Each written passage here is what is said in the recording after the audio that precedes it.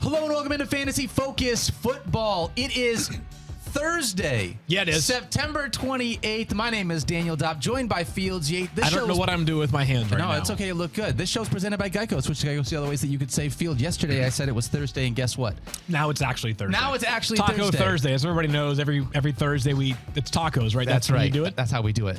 Tacos and nachos. More seriously, I was not expecting you to be here today. Why not? Because it should be a national holiday. It should really. The Detroit Lions are playing a national television game. Hence, Thursday. it should be a national holiday. I'm with you on that one. Primetime game, I should specify, because I guess they technically play a national TV game every week. Oh, I guess they do, yeah. What would not nationally TV be? That's a good question. Regional TV. Although, I don't know. So last Sunday, we've reached the point of the NFL schedule, and it crept up on me fast where I feel like the first week of the season, and I could be way wrong here, when there was only one Monday night game, one Thursday night game, thus 14 games on Sunday. It was 8 early, 5 afternoon, and then 1 late game. Yeah. Because there were 2 Monday night games each of the past 2 weeks, I think they went 9 early, 3 afternoon, 1 Sunday game. Do you like that? I don't like that 3 afternoon game I want slate. more than 3 afternoon games. Yes, I want 5. I want some balance. But last week, and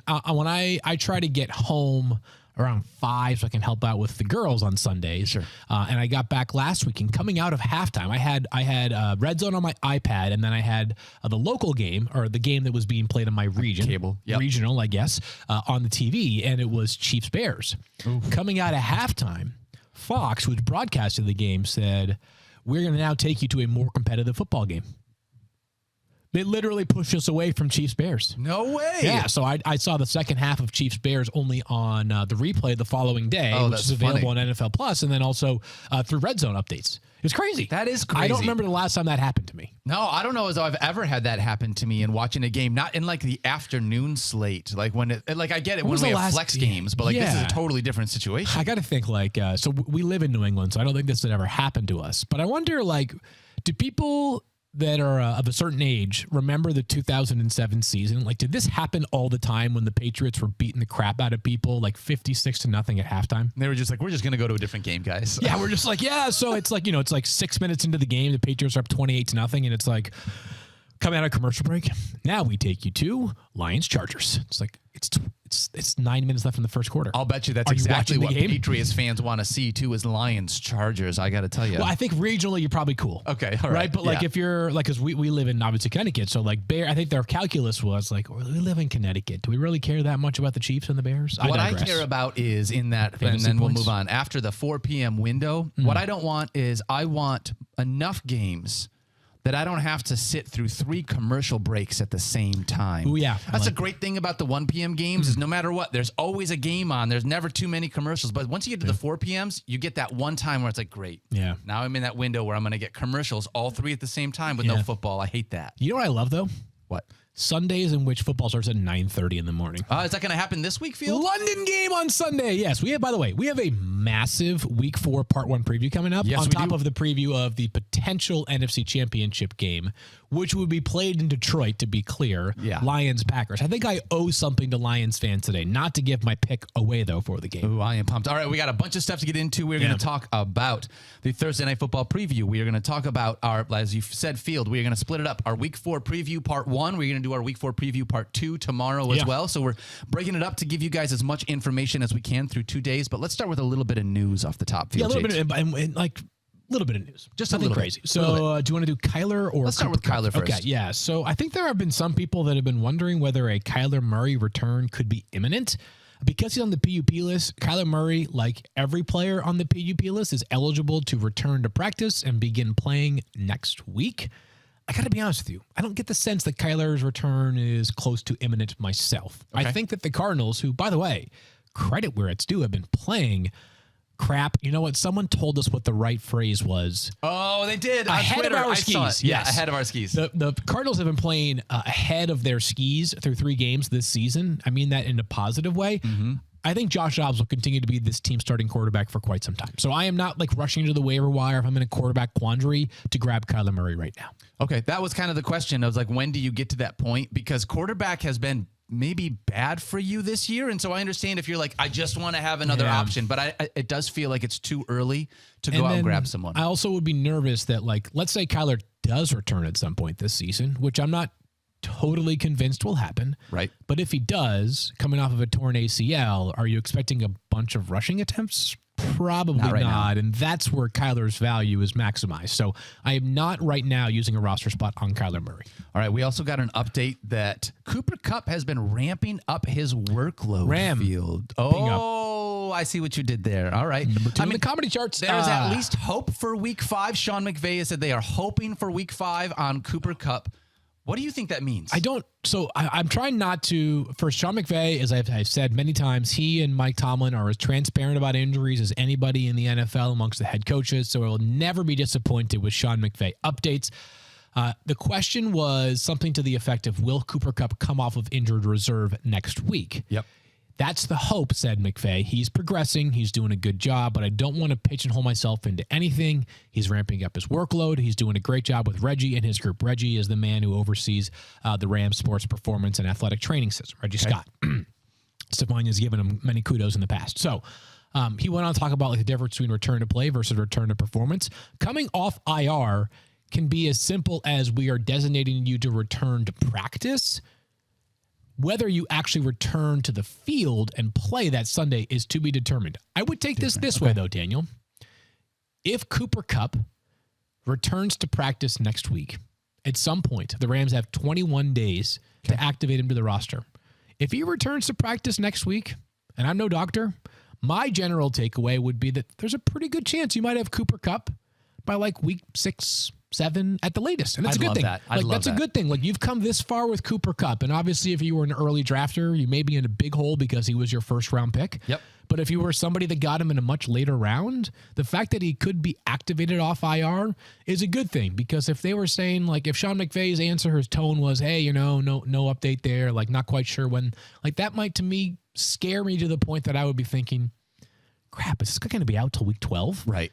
I feel good about this. Like, yesterday gave me hope, to borrow, I guess, the word that Sean McVay used. So I'm feeling more optimistic about Cooper Kupp right now than I was. Not that I was pessimistic 2 days ago, but I was just sort of, I was uninformed 2 days ago. I feel better about it. I feel good. I feel good about where Cooper Kupp could be as soon as next week. And I get it. Cooper Kupp coming off of a hamstring injury can't be expected to have 25 fantasy points in week 1, whatever week that is for him. But like, if Cooper Kupp is back on the field in week 5 for the Los Angeles Rams, he will be in my starting lineup for fantasy football. There's my hot take of the day on Cooper Kupp. That is it. Yeah. And we will talk more about Cooper Kupp, obviously, as we get closer to him returning and what it could mean, not just for Cooper Kupp, but Puka Nacua as well within that offense. Yep, so that'll something we'll dive into. Let's get into a Thursday Night Football preview brought to you by Geico. Switch to Geico, see all the ways that you could save. It is the Detroit Lions taking on the Green Bay Packers. Field, the big question for me. Are we going to see David Montgomery today? And there was a bit of a back and forth this morning where it was like we weren't going to see him, and then we were going to see him, and then we weren't going to see him. But now it sounds like we are going to see him. It does sound like we will see. And as a matter of fact, I can state confidently that we will see David Montgomery tonight. So David Montgomery, who's got that, shin issue? No, thigh issue, thigh issue, which kept him out of the game last week. But I saw this Twitter account, and I don't know if it's actually... I don't know if this person has actually dedicated themselves to this activity, but this person, I think, called it the Coach Speak Index Meter, where they can decipher, based off of, they've studied the various phrases that different coaches use to describe progress for an injury. And I guess the way that Dan Campbell described David Montgomery on Monday was reflective in the past of, all right, that guy's playing, right? If he hedges a little bit, Bill Belichick could tell you the guy's yeah, we're not sure. And he could literally be 100%, or the guy could be headed for IR. You'd have no idea the difference, right?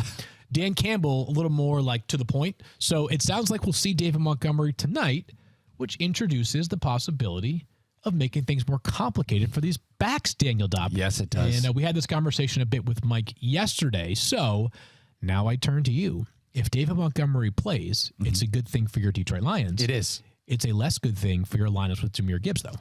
It is a less good thing, and I am I am, I think, looking at this Lions team, the way that they've used Gibbs the first couple weeks. Yep.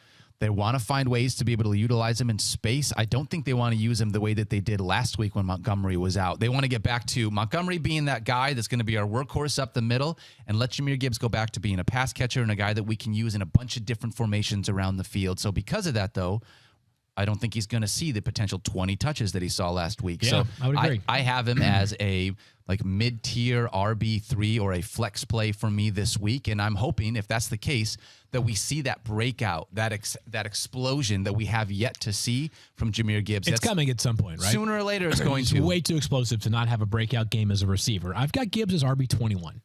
Is By that ahead definition, of or that's below? ahead of David Montgomery, who I expect to play more snaps, but maybe not quite as dominant of a snap share for David Montgomery because he's coming off of an injury. Back. Yep. But he was at like 77% of the snaps in week 1. So maybe that number is 72. My ranking of Jahmyr Gibbs there is because I haven't changed it with the news that David Montgomery is going to play tonight. So but I do think while we say that like players inside the top 20 at running back and wide receiver are lineup blocks, I have Jahmyr Gibbs as RB21. I think he's pretty close to a lineup block for people who have him in general for this reason. You did not get Jahmyr Gibbs in like round 7. Correct. Right? You got Jahmyr Gibbs probably round 1 or 2, depending on the size of your league, maybe round 3, depending on when you drafted as well. Because as we got closer and closer to the season, his stock went up and up and up. So I think that because of that, unless you sniped Kyren Williams off the waiver wire, or maybe, struck gold because maybe you were a patient person. You have David Montgomery, and maybe you got James Conner. Maybe you want like the less sexy route for running backs this year. Sure. Those could be players that I think could be subbed in that may have been drafted later than where most people were drafting their running backs. I think gives it pretty close to a lineup block. RB21 for me. David Montgomery, who, of course, has basically 0 passing game value, a little bit lower in my ranks. A little bit lower there. Let's talk about Sam LaPorta, who has been fantastic. Is this the guy that you think is ahead of his skis? Shout out to Matt Baum, by the way. Matt Baum on Twitter is the guy that hit us up. I have a very funny thing to discuss in just a couple of moments, but no, I don't think Sam LaPorta is ahead of his skis. I think he's good at football. That's my takeaway. Yeah, I've got him as tight end 6, and target share is legit. Pass game production is legit. Like actual catches is great. Over 5 catches each his first 3 games. He's, in my opinion, right now, he is their number 2 pass catcher. And even when Jamison Williams comes back, Jamison Williams is not going to all of a sudden get 9 or 10 targets a game. That's not what that role is going to be. Sam LaPorta should be heavily featured in this Lions offense. Totally. At least as a safety valve, getting 100%. Those 6, 7, 8 targets a game from Jared Goff. Yep, So I love completely him. agree. So I've got him as a lineup block as well on the Lions side. And then I think beyond that, like Amon-Ra St. Brown, obviously we're playing tonight. Starting. Jared Goff, I could see, I think Jared Goff has earned a lot of people's respect over the past, call it like 12, 13 games for the Lions. Yes. I wouldn't be stunned if there are people that are starting Jared Goff over like a Justin Fields. So yeah, I do not have him inside my top 10. I think I have him as quarterback 16. This Green Bay defense is pretty good. And until last week, Jared Goff added nothing with his legs. Remember, he had a rushing touchdown last week. Also, not only did he have a rushing touchdown, but his Detroit Lions leap into the stands. It was tough. It was so a tough funny. one. But did you hear him describing it after the fact? He was mic'd up too, which made it even was better. Great. How about this, by the way? So speaking of, I just mentioned, if you have Justin Fields, you could play Jared Goff over him. Yep. Every week we get these notifications, usually on Thursdays, and then again, I think on Sunday mornings, of like, hey, you have a player that's currently in your lineup who's projected to be outscored by somebody on your bench. I just got a notification in our Michigan Men League, you and I play together, that Kirk Cousins was projected to be outscored by somebody on my bench. You know who that somebody is? Justin Fields. No, it's not. Mike Clay, you crazy animal, you. This is why I have all of my Mike Clay notifications muted. I just got to be honest about that. So I will continue to play Kirk Cousins. But for those that missed yesterday's Justin Fields debate, it was a big debate. Check back in. Should we go to the Packers? Yeah, let's talk about this. There is some optimism around both Christian Watson and Aaron Jones. They've both been dealing with hamstrings. Understanding the optimism field, if they play tonight, Aaron Jones is in our fantasy lineups. He is. I think that one, there are a couple of reasons why. First of all, he's Aaron Jones. He's really good at football. A.J. Dillon does not look... If we get a real... I say this all the time. I should probably just stop saying it. But if we get like a really specific report that he's going to play 15 snaps maximum, it would change my opinion. But when I hear something that's ambiguous about how he may not play a full complement of snaps, my thought process is this. Let's say the Packers are willing to play him a total of 40 snaps at max. Of those 40 snaps, do you think the Packers are going to say, all right, let's make sure that 36 of those are decoy snaps. Yeah. No, if you rather than getting cute, you're going to use Aaron Jones to give him the football, a la what the Jets did with Breece Hall way back in week 1 when he played a decent amount, but got the ball in basically every snap. So I'm playing Aaron Jones, assuming he plays tonight. Christian Watson, I think, is going to play. Initial reporting suggests he might be more limited than Aaron Jones. Fantasy gray area, Daniel. We work really hard every week to try to package as much information as we can into this podcast. Yep. If Christian Watson plays, I have him as a wide receiver 3, maybe a low end wide receiver 3 at that. If you've been getting by without Christian Watson because of course he has not played so far this season, and you want to buy one more week, it's okay. If you got yourself a Puka Nacua off waivers or you drafted Jacoby Myers and he's been crushing it, that's totally fine. If you're in a bit of a pickle and you've been waiting for Christian Watson to return, I'd roll the dice. I don't know how many snaps is a few snaps or a handful of snaps or a limited number of snaps. I don't know the answer to that. By the way, is Christian Watson one of the fastest players in the NFL? He is. If he plays 25 snaps, same calculus I mentioned with Aaron Jones. They're not going to have him out there to run block, right? No. They're going to have him out there to hopefully run some deep shots and maybe catch 5 passes, and that is generally going to be good enough for a guy with Christian Watson's skill set. I would be really nervous, though, starting him here on a Thursday. I mean, I realize it's not a short week because he hasn't played yet for him, but just starting him at all, coming off that hamstring where it doesn't feel like the vibe is fully healthy, no concern whatsoever because his game is predicated on that speed, those deep shots, being able to do some of that. By the way, a lot of the things that we've been talking about or the things that I feel like people have been talking about with Christian Watson is his upside with Jordan Love. This comes from our buddy Graham Barfield. Jordan Love ranks first in average depth of target this year with 10.2 yards and third in deep throw rate. That's where Christian Watson lives, right? That does help me, yeah. That is a part of it. The thing that was making me nervous, Field. Okay. I called our buddy Kevin Pulsifer, and I was like, Kevin, I just really would quickly want to look at Jordan Love's off-target rate. Yeah. Like, his off-target percentage isn't that bad, but it's a very binary stat. Yeah. A throw that's 1 yard off target is just as off target as a throw that's 15 yards off target. Oh. So I went in. I'm a glutton for punishment. I looked at every single one of Jordan Love's off-target throws that was more than 15 yards downfield. Okay. And I think I'm going to say stuff that Packers fans already know. His deep shots, while he's taking them, he is pretty sweet. Very opposite of sweet.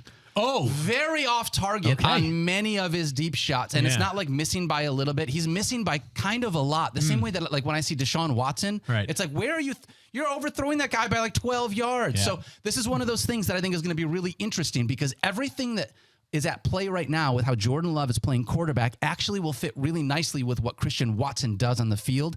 I just want to see it happen because right now, Jordan Love's deep shots, I don't think has been as high quality as they need to be once Watson gets out there. Yeah, so we'll see how it looks. Go check out Graham's work. He does a great job. Oh, Graham's fantastic. Very smart guy. Lots of, he does it all. So if you haven't yet found Graham Barfield, go on the Twitter app right now and go check him out and follow him. If Christian Watson doesn't go tonight. Yeah, I don't have. Are you rolling the dice with either Romeo Doubs or Jaden Reed? It would be, I would roll the dice with Jaden Reed because his target volume's been pretty good, but Romeo Doubs keeps like breaking models right now. Like my personal preference would be to not play either of those guys. Yes. But somebody has to be wide receiver 1. I am interested in Luke Musgrave tonight, though. I think he'll have a nice night. He has been very busy for the Packers, playing a ton of snaps. He's so close. And along those lines of like, not just missed, but sometimes like woeful misses from Jordan Love, I feel like Luke Musgrave has been, I was going to say recipient, but that would be the wrong word. He has been the victim of some of those bad throws. So I like Luke Musgrave. He's a hell of an athlete, and I am impressed on the whole with this young pass catchers group in Green Bay. Shout out to them. This entire Green Bay team is just super young in general, so that's a very huge thing. Would you stream Jordan Love tonight? Obviously, we talked about this. This is kind of the joke. One of 2 quarterbacks to score 20 fantasy points in all 3 games so far this year. I know. I'm the one that keeps saying no to Jordan Love, right? He had 6 touchdown passes in the first 2 weeks of the season on 29 completions. Then last week, he comes back down to earth as a passer, and he runs for 39 yards and a touchdown. So where do I have him this week? I have Jordan Love as quarterback 17. Okay. So I would say like a lukewarm endorsement for him as a streaming quarterback option.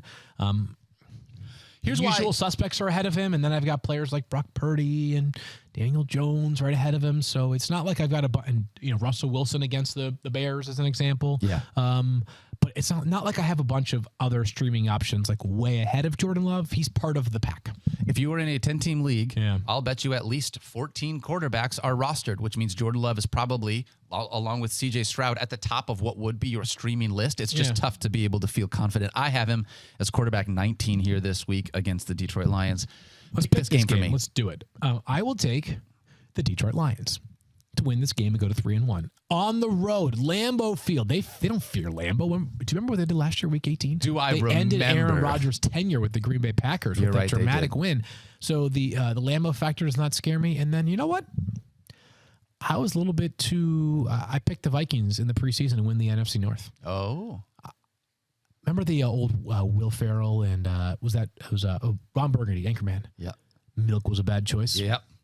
Vikings were a bad choice. Vikings were a bad choice. Yes. So Lions win tonight over the Green Bay Packers. Give it to me. I'm taking it 3-1. I'll tell you what, I'm stoked as a Lions fan. The Detroit Lions have gone into Lambeau Field, it seems like, for 10 years straight in week 17, playing when it's -4 degrees. Yeah, baby. I am so pumped we have a September game in Lambeau Field, not having to do this at the end of December. Low key, like if I were an NFL player, that would be the only thing that I care about for my schedule. Is like not playing in Lambeau late in the season. I don't want to play anywhere northeast without a dome, right? Yep. Like I would be if like that would fire me up. And conversely, if you're a team that plays in the north and has a division foe that's much more south, I would want as many games. Like if you're the Bills, the Dolphins game, I want that Dolphins game in Miami in December. Yes. I want something to look forward to. I don't want to go to Miami. I mean, I'm always happy to go to Miami, but I would rather go in December when it's like 80 in Miami and it's 6 degrees in Buffalo than right now. They play this week up in Buffalo. Don't spoil that great trip now. And by the way, if I'm a Dolphin, I don't want to go to Buffalo in December. I don't want to go to Buffalo ever if I'm a Dolphin, if I'm honest. I think Buffalo is underrated. Really? I don't think I've ever been. Oh, really? No. Oh, we should go. Seriously, like I'm not trying to be like goofy and like that's a totally reasonable trip from here and just a great city. I would do it. People there are unbelievable. Great game day atmosphere, and the wings are off the charts. Do I have to jump through a table if I go to a game? I mean, you can. It would certainly earn you some credit and some respect. Yeah. So you decide how much of a legend you want to be. All right, that's fair. I'm going to take the Lions as well in this one. That'll be a lot of fun. Do you think our audience actually like? Do I have to ask you whether they're taking the Lions, or do they just assume? They probably just assume I'm taking the Lions. Yeah. I am, for the record. What are you doing for this game tonight? What am I doing for this game tonight? I've got a group of guys at home? that I usually watch with. I've in a local fantasy league that I often watch the games with. But nice. What are you doing tonight? Do you have something going on? I'm going over to my buddy Thirsty Kyle Soppy's house. Are you really? To watch the Packers and the Lions. How about it's been that a minute old rivalry game? Yeah, exactly. We love Kyle. And by the way, Kyle was all in on Jacoby Myers this preseason. What a great call by Kyle. Great call. Love that kid. All right, Phil. We're going to pay some bills here in a second, and then we're going to get into our Week 4 preview, Part 1. Let's go. But first, Field Yates. Geico asks, how would you love a chance to save some money on insurance? Do you call it insurance or insurance? Insurance. Okay. Of course you would. And when it comes to great rates on insurance, Geico can help. Like with insurance for your car, truck, motorcycle, boat, and RV. Even help with homeowners or renters coverage. Plus, add an easy-to-use mobile app available 24-hour roadside assistance and more. And Geico is an easy choice. Switch today and see all the ways you could save. It's easy. Simply go to geico.com or contact your local agent today. Level up your game day with Vivid Seats and get great tickets for the biggest games of the year. Plus, the Vivid Seats reward, you can earn free tickets, surprise seat upgrades, and an annual birthday discount, and more. They're the only ticket company in the game that rewards fans for every purchase. As the official ticketing partner of ESPN, Vivid Seats is offering you $20 off your first $200 ticket purchase with the code FFF. That's code FFF. Visit vividseats.com or download the app today. Vivid Seats, experience it live. All right, let's dive in on these. Week 4 preview. Los Angeles Chargers, unfortunately, Mike Williams on IR, which means that we have a new fantasy asset at our disposal. Field, are you rolling? Yeah, which one are you rolling with? Joshua Palmer tonight or Quentin Johnston, the first-round rookie that everybody is super excited to see? Yeah, I would like to see Quentin Johnston play soon. I don't know that it's going to be that soon, though. I agree. And that this is using what we have seen so far. To remind people of something we discussed earlier in the week. Through the first 3 games, Josh Palmer clearly wide receiver 3 in LA. After the Mike Williams injury, small sample size, but Josh Palmer ran 9 routes on 9 dropbacks. Quentin Johnston did not. Quentin Johnston has been clearly wide receiver 4. So the question becomes, when wide receiver 2 goes out for the year, Does everybody just move up a peg? Or does Quentin Johnston, who is more like Mike Williams in terms of body type and skill set than Josh Palmer, does he jump to wide receiver 2 because this is why you used a first-round pick on him? Yep. I think he gets there. But I think this is a KJ Osborne, Jordan Addison dynamic, right? KJ Osborne is the number 2 wide receiver in Minnesota for now. Could I eventually see Addison leapfrogging him?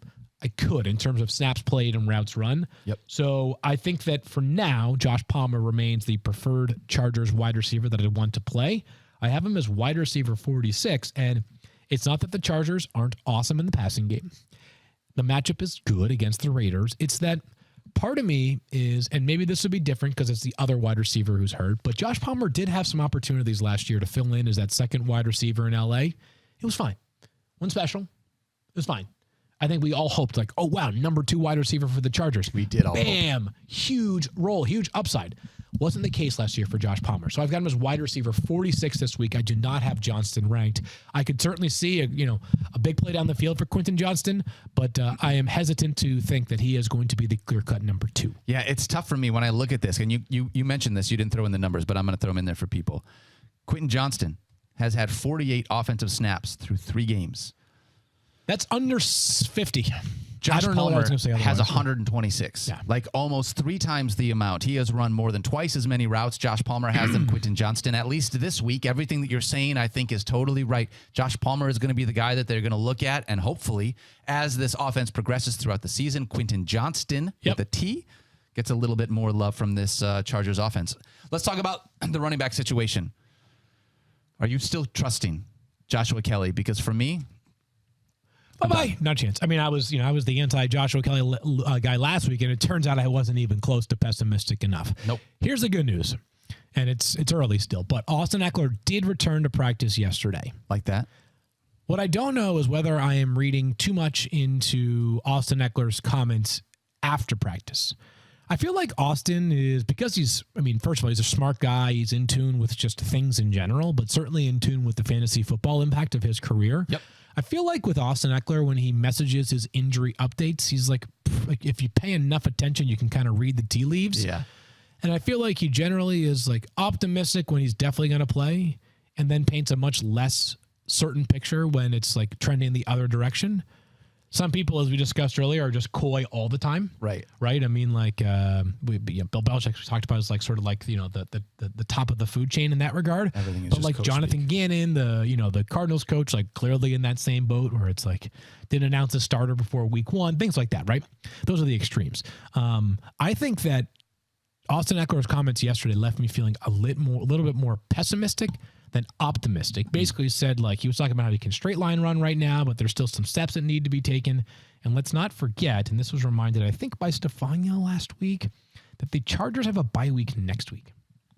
So if you buy yourself this Sunday and you're Austin Eckler, you have the next week off anyways. So wouldn't stun me if Eckler is out. We'll talk more with Stefania about it tomorrow. But if he is out, somebody else can start Joshua Kelley. Yeah. Somebody, not you or not me. Nope, yes, I'm with you on that. They're taking on the Las Vegas Raiders, like you said, in Los Angeles. So that'll be an interesting one to be able to watch. Let's talk about the Washington Commanders. Mm-hmm. I don't really want to field, but these pass catchers, we drafted Terry McLaurin at least to be somebody that we could utilize in our starting lineup. We were hoping that Josh Dotson, second-year leap with someone like Sam Howell, who we saw one exciting game from at the end of the season last year. I'm going to give you their reception totals through 3 games. Jahan Dotson has 10 receptions through 3 games. That's 3.3 receptions per game. Terry McLaurin has 13 receptions through 3 games. Is four receptions a game enough for Terry McLaurin, Field Yates? I would say no, Daniel. That would be my take. And then we've got Curtis Samuel also having 10 receptions. There's nobody from this Commanders wide receiving core that I have confidence in to start. I don't need to have confidence to start Terry McLaurin because I might be in a situation where my wide receivers look maybe not great, so you need to roll with him because he's the best one you have. Mm-hmm. But I tend to think that wide receiver is a pretty deep position, and there's no bye weeks right now. And if you tell me that you're going to pivot from Terry McLaurin to someone else that maybe has come on, like a George Pickens that was drafted after him, or another wide receiver, I'm fine making that move. How are you looking at these Commanders wide receivers? Yeah, I feel the same way that you do. Here's I don't know if it's a fun fact. It's actually a very not fun fact. Over the past 20 games, how many times do you think Terry McLaurin has surpassed 80 receiving yards? 20 games. Yeah. I'll say 10 times. 3. Well, that's not enough. Okay, yes. And by the way, this is not a Terry McLaurin thing, right? We all agree that Terry McLaurin rules. It's just that it is, and I get the offense is very different last year than this year. Different quarterback, different coordinator, et cetera, et cetera. But the target volume, like for a guy that I think you could justify 150 targets per year to, over the past 30 games, he has just 3 games with 10 or more targets, right? Like over the past 20 games, he has 3 games with more than 80 receiving yards. So whether it's because this is just not a particularly efficient passing game, whether it's because the quarterback play is still substandard, I think there are some reasons for optimism with Sam Howell. There are also some reasons for pessimism with Sam Howell, right? Like, wouldn't stun me if Jacoby Brissett starting at some point this season. All those reasons are why I have, like you said, wide receiver 31 for my rank is Terry McLaurin this week. Yep. And Dotson, I don't know how you can play Jahan Dotson right now. I mean, I don't see a way that you could. If you don't want to. Yeah. I mean, Eagles secondary is not quite as dominant because of health right now. That's true. And they're getting there. James Bradbury did return to the field this past week. It just hasn't been nearly the same level of dominance this year overall defensively, so the matchup is less scary.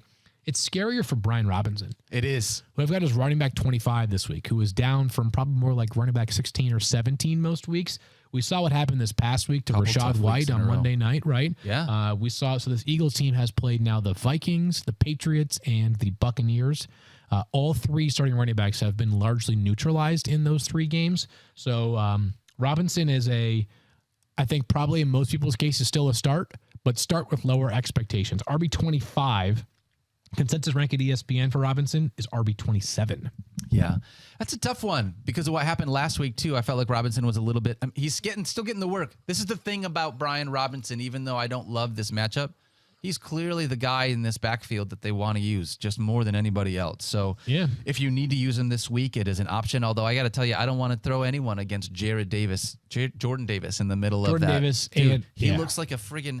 I watched him just surround a running back, and it was like he just disappeared into Jordan Davis's huge body. I have no idea where he went. Dude, him and Jalen Carter. Sheesh, that's a lot of beef right there in the middle of that Eagles defensive line. All right, let's talk about Hollywood Brown. Yeah. I think that we all thought Hollywood Brown was basically going to be, outside of our top consideration for any starting usage as a fantasy wide receiver once Joshua Doubs was going to be named the starter. And then he's been serviceable as a low-end flex play. If you need someone that's getting volume, Joshua Doubs has not been as bad as what we thought. Yeah. How are you looking at him knowing that this week Hollywood Brown is going to get a 49ers defense? Yeah, that's the key, though, is that it's Joshua Doubs has been good. That's the key, sorry. And I guess the downside is the other key is that you play the 49ers this week. So Hollywood Brown's been fine.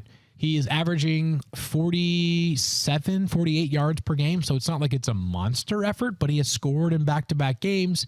He's got 22 targets so far this season, so a little over 7. It's like, all right, yeah, we kind of see the vision here. It's not a high-ceiling player. He'll have a few games because he's so damn fast and super talented. So I've got him as wide receiver 30 this week. I would describe this on Hollywood Brown. I think the reason why we're talking about him more so than a dominant performance from Hollywood Brown that we either have seen or are expecting is that he was kind of a forgotten man during the offseason because this Cardinals offense on paper looked so uninspiring. And he's fine. Josh Dobbs has helped keep the value afloat. Not nearly the volume that we were seeing from Hollywood at the beginning of last year before DeAndre Hopkins returned. But yeah, Hollywood Brown is kind of one of those probably slightly overperforming ADP players right now. And if you got to use him in your flex, there's at least a little bit of upside because of that. This 49ers defense does make me nervous a little bit. I don't think that Hollywood Brown is going to give us a Puka Nacua type stat line against those 49ers, but there's at least a little bit of upside here that you could use him if you needed someone. Yep. Let's talk about Drake London and Kyle Pitts. Both of these Falcons people are so frustrating. Field, here's what I'm going to say about Drake London. Yeah. I'm not starting him. Why would you start Drake London? I don't know right now. Average 32.7 yards per game, then you should start him. I feel like, and you've said this, you're like, I feel like I keep saying the same thing. I'm saying the same thing over and over right now. There are no bye weeks. Wide receiver is the deepest position in fantasy. You don't have to go out and start a guy on a low volume passing offense that isn't getting the target share that we want. This is not about dropping Drake London. He is still super talented. super skilled, but I have no idea how you have any confidence in any kind of a league. Maybe a 16-team league where you are just decimated, like where you are starting Drake London. The question for me is, ironically, about Kyle Pitts, because tight end is so bad. Even though I don't like Kyle Pitts this year, he's still tight end 7 in routes run. He's still out there doing it more than some of these other guys. I can totally make a case, Field, for someone to drop Kyle Pitts and go a different direction. I can also make the case that you need to start him this week because tight end is so bad. I'm going to be a broken record, and so I'll state this. Thursday, September 28th, and hopefully it's the last time I have to make this argument, but if I make it again, just know that I warned you. As disappointing as Kyle Pitts has been this year, and it has been quite disappointing relative to what we think the skill set is, again, not a Kyle Pitts thing, right? This is not about Kyle Pitts.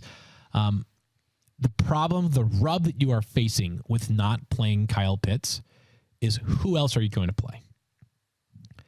Did you get ahead of the waiver wire curve and grab if you grabbed Sam LaPorta before he blew correct. up, right? That's it, though. But who else definitively are you playing ahead of Kyle Pitts that you probably grabbed off waivers? Luke Musgrave? Hunter Henry? A lot of people are loving some Hunter Henry right now. Fine. That's a conversation. To me, that's fine. I don't have an issue with that one. Okay, so we just gave 3 names, and like those 3 names aren't still like super. Sam LaPorta, I feel more confident in, but those other 2 is right. The pivot that you can make from Drake London is very simple, as you laid out. It's just a lot harder to do so with Kyle Pitts. Yeah. This to me is like it's fantasy no man's land. It's you have this player that you hate starting, and yet there's not a whole lot you can do about it. Nope. Like, where do you turn instead? And I will be curious. Like, I don't know, send us a tweet if you have players that you are pivoting to at tight end because you have Kyle Pitts that we are overlooking too much. Guys like Hayden Hurst, I suppose, Zach Ertz, but like Jake Ferguson for the Cowboys. The problem is that like it's a pivot, but it's like, what is the upside for these players, right? These guys that we're naming it, it's like, yeah, I'd rather play them over Kyle Pitts. It's like Hayden Hurst, who is averaging 7.4 fantasy points per game. Zach Ertz, 7.4 fantasy points per game. Jake Ferguson, 7.7 fantasy points per game. What's compelling about pivoting from a player like Drake London, who's averaging like 5 points per game or whatever it is that you can pivot from him to somebody who might be averaging 15 at wide receiver. Exactly. From tight end, it's like, let me pivot from my 7-point tight end to my 7.4 per game tight end. Right, and that just sucks. That's just not fun. You don't know. I don't know what to tell people to do because I have Kyle Pitts. I'm one of you guys right now. I have Kyle Pitts in a bunch of leagues, and I feel like I've got to start him unless I've got someone else. Here's the thing: 6.2 fantasy points. My apologies. There you go. People out there that are like, dude, I'm not getting 7 from Kyle Pitts. I would love that. This makes me sick, but I just can't be the only one to know this. Okay. Kyle Pitts, 17 targets, 9 receptions on the season. Jonnu Smith, 14 targets, 9 receptions on the season. I'm not surprised that the number is that close. So 17, though. 17 targets. As bad as that sounds, right?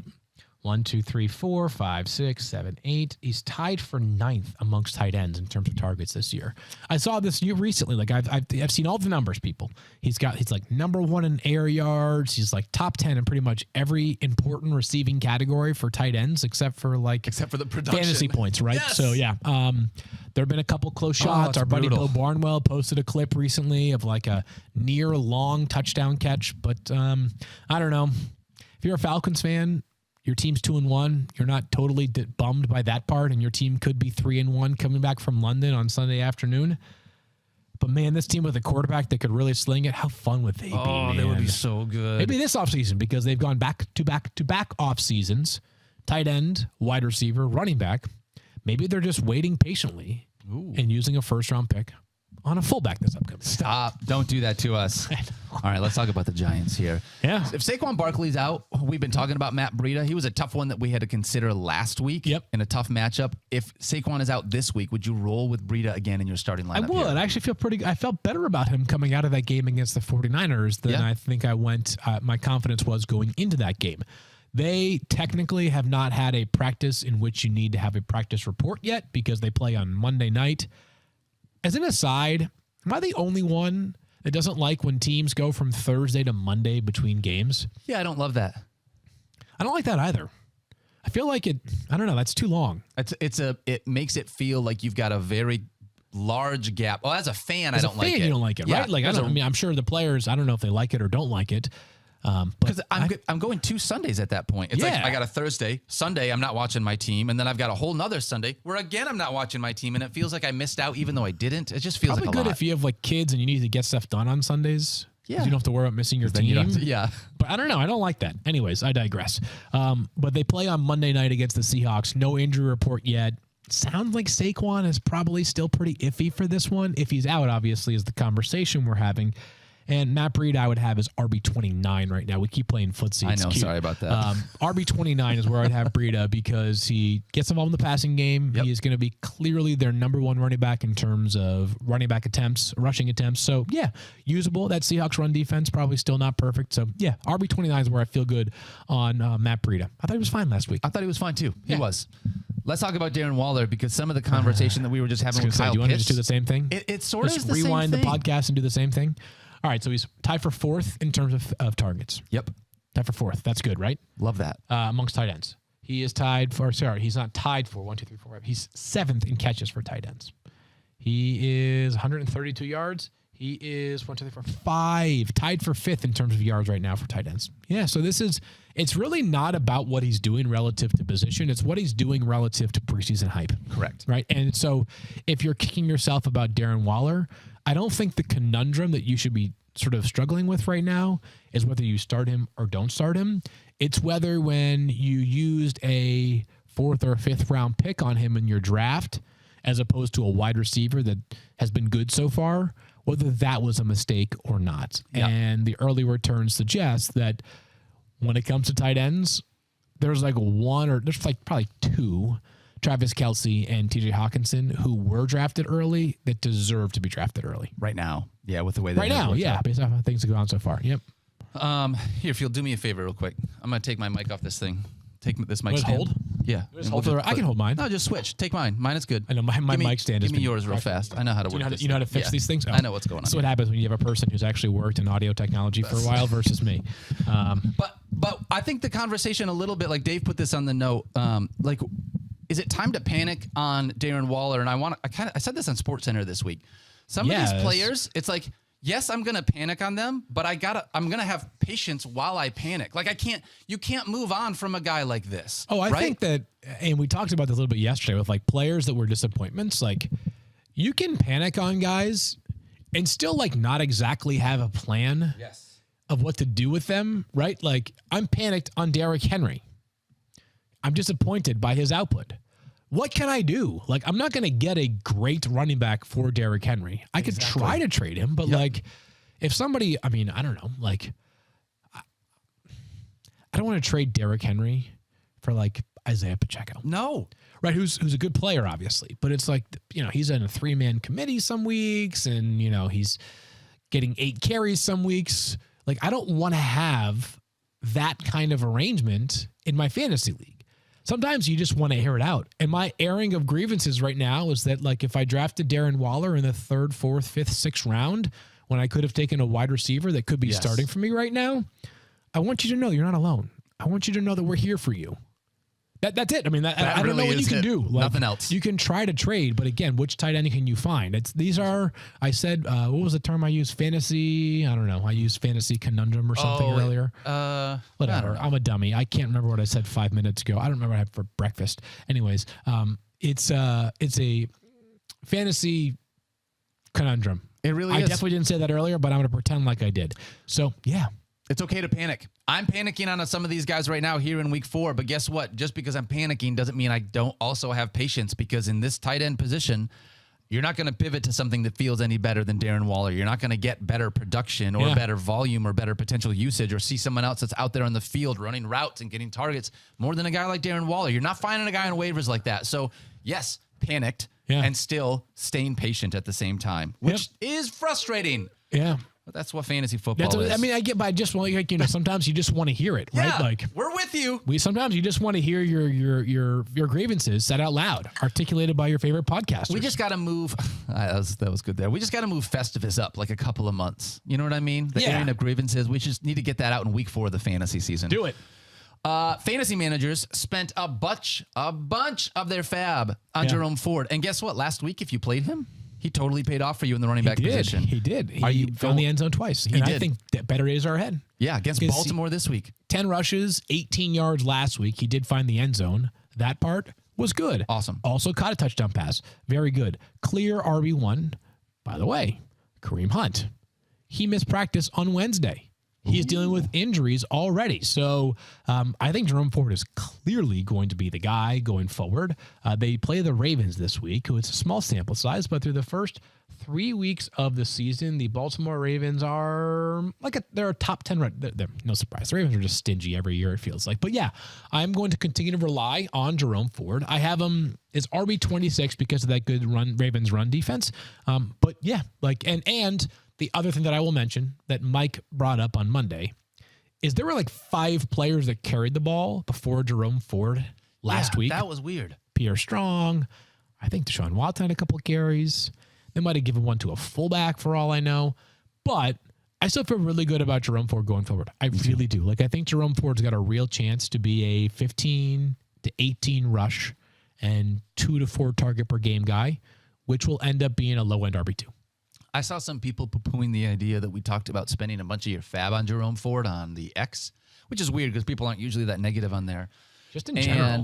Yeah. And I just totally disagree with those people. Jerome Ford is in a situation here, to me, where, and we said this last week, the Cleveland Browns knew what they had in Kareem Hunt, and they had to make a decision this offseason. Do we want Jerome Ford backing up Nick Chubb, or do we want Kareem Hunt? So just because they brought in Kareem Hunt to be a backup, it's that's what they need to do for depth because they just lost one of their best running backs. Totally. Yeah, no, it's Jerome Ford's job. I have 0. I was the person that spent $81 of my fab. I spent $85. Okay, so you went Tiffany's. That's because I went to Kurt listened to the show and he knew you were spending 81, so he literally bid 81. So I had to prices right him in order to get smart. Jerome Which, Ford. by the way, totally worth it.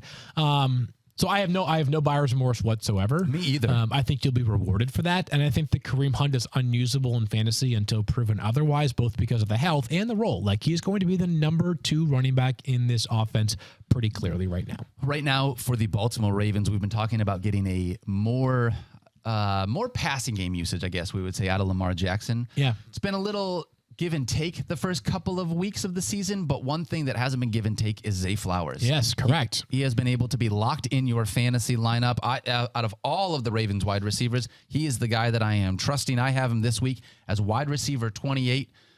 I mean, what do you say about this kid other than I think he's my favorite rookie wide receiver, the best right now, at least fantasy eligible rookie wide receiver? I think he's the most consistent. Him and Addison have been sort of, I think Addison probably has the most fantasy points because he's found the end zone twice.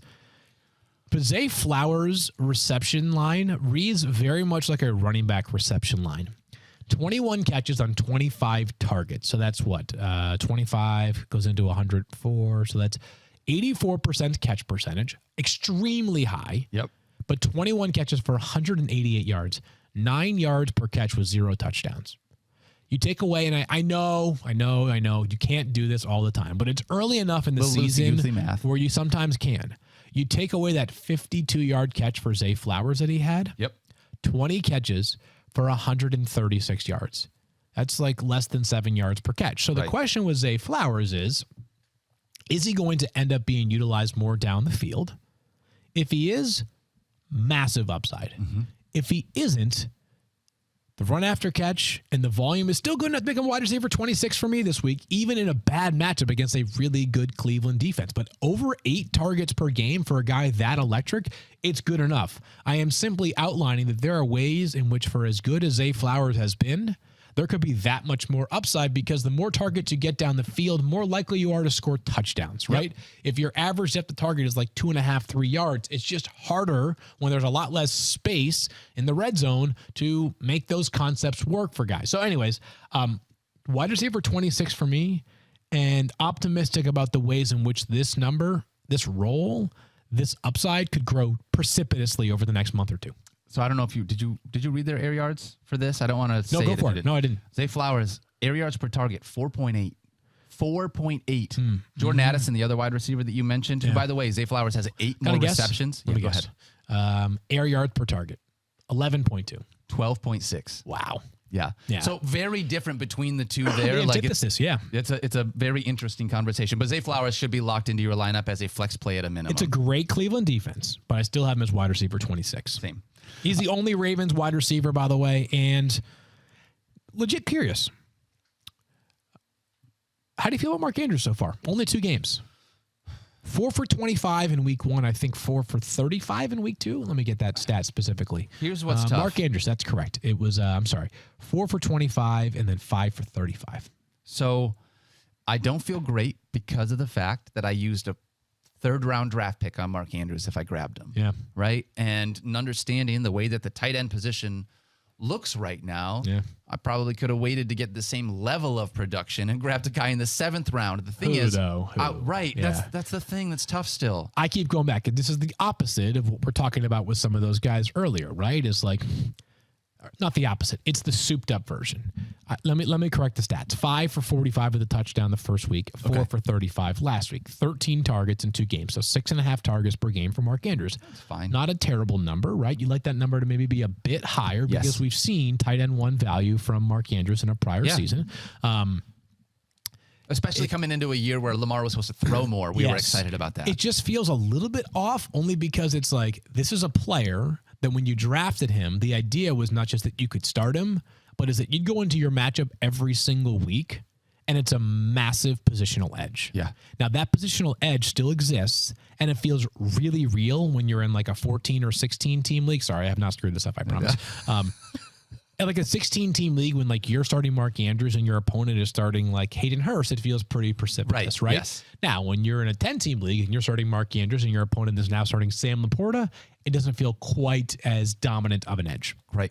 Yep, I'm with you on that one. And that's the part that, guess what? It's the tight end position. Yeah. This is why, even though I didn't advocate as much as you guys did, this is why you go out and grab yourself a Travis Kelce, because you never once think about the tight end position the rest of the season, period. Totally. Like, that is part of it.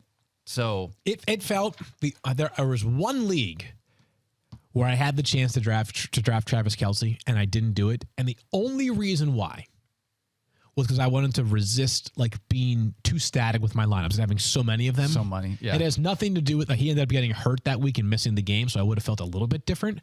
Obviously, but like I would rather have had like he's just so freaking money in the bank, man. He is. He's so freaking money in the bank. It's and I don't like trust the one thing in fantasy football that you can actually count on consistently. I'm not trusting those Chiefs wide receivers. I know we're not talking about the Chiefs, but like Mahomes is, Kelce just looks fantastic. All right, let's talk about the Jets. We had a big conversation about the New York Jets yesterday. Yep.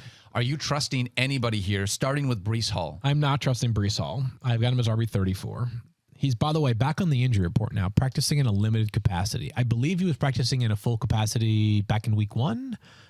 So I don't think it's a new injury, obviously. I think this is just a reminder that he is still coming back from a major ACL tear. And again, I'm going to throw back to this.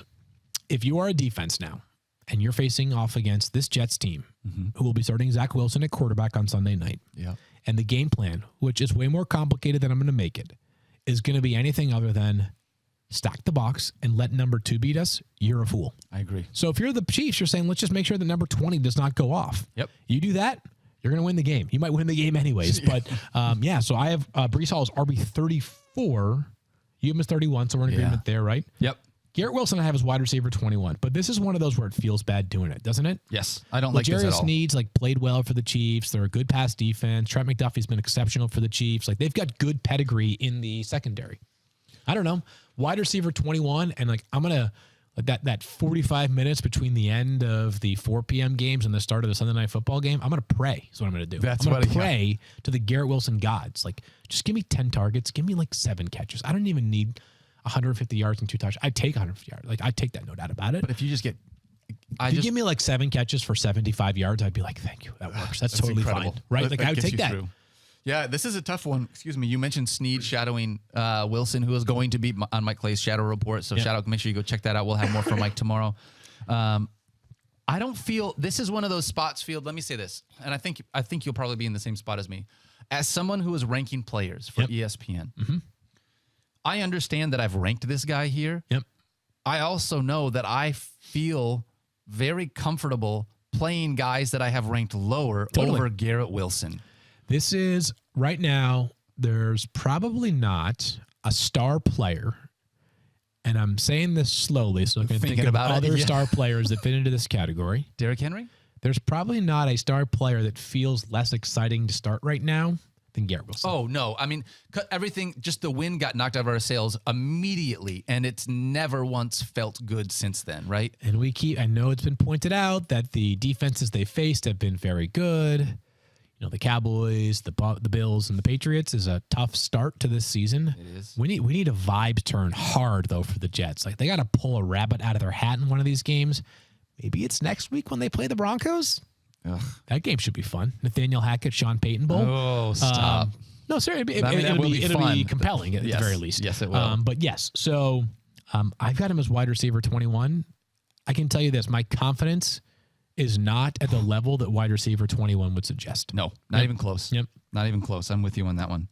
All right, let's talk one more conversation with another disappointing team, the Tennessee Titans. Listen, fantasy manager in this spot because I went out as just like, again, we're in this boat because we have 15 leagues, so I basically roster everybody that is playable in fantasy. Pretty much, but yeah. I've got DeAndre Hopkins on a bunch of rosters, and I don't feel good about it. I don't feel good about anything about any of the pass catchers on this Titans team. I don't want to start him. It's another one of those Garrett Wilson type of guys where it's like, I know I've got him ranked as a flex play. It doesn't feel good.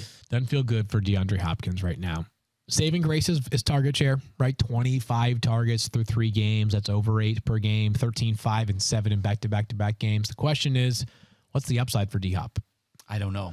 Seriously, that's the hard part. And this Bengals defense is legit, as we saw them last week do a really good job slowing down what's been a pretty good Rams passing offense. Puka and Tutu were still very usable, but they're going to minimize touchdowns. So I've got him as wide receiver 25, and I'm probably too high on DeAndre Hopkins for the week. That's how it feels to me. And I have that same problem with Derrick Henry. Right now, it's not just the fact, and we mentioned this yesterday, not just the fact that they are stacking boxes, which they have always done against Derrick Henry. Yeah. But it's the fact that Tajay Spears is getting so much run. And I don't remember another time since DeMarco Murray was there that he was splitting this much time with another back. The one thing I'll say about Derrick Henry, though, that's different from DeAndre Hopkins right now is that and I'll throw Garrett Wilson in this conversation. Okay. If you told me that one of those 3 players was likely to have a vintage day, and it feels weird saying a vintage day for Garrett Wilson when he's in his second season, he's like 21 years old, 22. It's still Derrick Henry, right? Do you feel that way or no? Like yes, if you told me that D-Hop riffed off 12 catches for 152 yards and a touchdown, or Derrick Henry had 26 carries for 120 yards and 2 touchdowns, or Garrett Wilson had like 10 catches for 162 and a touchdown, which one feels most likely to happen? Derrick Henry. Still feels that way to me as well, even with the running game inefficiency for him, just 3.2 yards per carry, having to block a defensive line led by Aaron Donald. But I've got him inside my top 10. I still do. And I still have T. Higgins inside my top 20. Other side of this game, this is a really frustrating one because T. Higgins has been literally boom or bust this year. And I don't know how to feel. Again, we were using the word confidence a lot. Yep. The only confidence that I feel is that, please, Joe Burrow, I'm confident that you should be throwing the ball to Jamar Chase as much as possible, and we saw that. Yeah, we did. But turning point week. You think so? For at least 1 week. Okay. For 1 week, I should say. It's the matchup. It is the gift that keeps on giving right now, playing against this Titans secondary. It is just such a favorable matchup for Joe Burrow. But what a stretch coming up for Joe over the next 3 weeks to potentially get his season back on track. Tennessee, Arizona, Seattle. I don't think any of those secondaries like really scares you, right? They get San Francisco and then Buffalo right after that. Yeesh. But if you can get things going over these next 3 games, this team could be back on track. Yeah, it's not the matchups that make me nervous. It's his calf that makes me nervous as a part of it. And no doubt. That's the thing. But you'd like to see these. Like, I would rather have him if he's got a banged up calf. I'd rather have him have these easy matchups than take on the Bills and the 49ers. I will state this, though, just to make it clear. I have Joe Burrow. It's on my top 10 for quarterbacks this week. I will be starting him. I have him in a league in which 6-point passing touchdowns. So he should be not just a valuable player, but like a superstar. And you didn't start him last week, right? Didn't you start someone over? Starting him. You did start him. It Okay. did not make a difference, unfortunately. Okay. But I decided to keep. I had a Monday pivot in my back pocket, so I was able to play Joe once he was active. I am confident in T. Higgins for a lot of the same reasons that I mentioned with the matchup of Joe Burrow. And T. Higgins has 8 targets in every game this season. He's like that target share for T. Higgins. Just take that every single week. He's way too good Drops, got to work on those. But this guy's way too talented. He'll be good this week. I have sincere confidence in T. Higgins. I've got him as wide receiver 18, just one spot behind consensus. Yeah, why do you hate him? I have a wide receiver 16. It's a good question. You want to board bet him wide receiver 17 or below? No, I like that pick. I like that confidence you have in T. Higgins. I'm excited about this hopeful. one. Yeah, man. A lot of volume, like you said. That's what I'm looking at right here. So that was a fun show. This is a good week 4 preview. Week 4 preview. Halfway That's done. right. Sort of. We are partially done, I should say. Partially done. So we have a ton of stuff. Like tomorrow will be all the injury-related stuff that we don't have total clarity on, plus Mike's input and Stefania's input, and a recap of the Lions' 24-23 win over the Packers tonight. Wow, only 1 point. I like it. Yeah, you heard it here first. All right. I was going to say 24-20, but I'll take 24-23. 24-23 it is. Makes it sound fun. We'll be back tomorrow with Field and Mike. My name is Daniel Dopp. This is Field Yates. We love you guys. Thank you so much for hanging out with us. Don't forget to love each other. Be kind to yourself. Have fun watching Thursday Night Football. Go watch Lions. it with some friends. We'll see you tomorrow. Go Lions. Peace. Gosh, these Mike shows, these shows where he's not here, they're so good, Field. What can we say? No surprise. No surprise. It's like real analysis. Excuse me. And your mic stand was a problem all show long.